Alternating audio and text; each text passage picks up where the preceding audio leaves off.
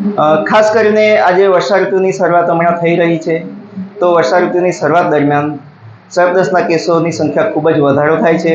ધરમપુરમાં નહીં પરંતુ આપણા પૂરા ગુજરાતમાં અને ભારતભરમાં સર્પદંશના કેસ વધતા જાય છે.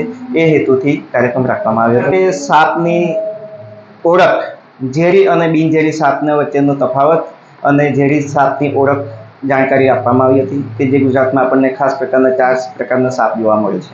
પહેલાં તો ઝેરી સાપની ઓળખ બતાવવામાં આવી કે ઝેરી સાપ કયા કયા છે, શું છે, અને બિનઝેરી સાપ કયા છે, કોનાથી ડરવાની જરૂર છે, કોનાથી સાવચેતી રાખવાની જરૂર છે, તેની માહિતી આપવામાં આવી છે.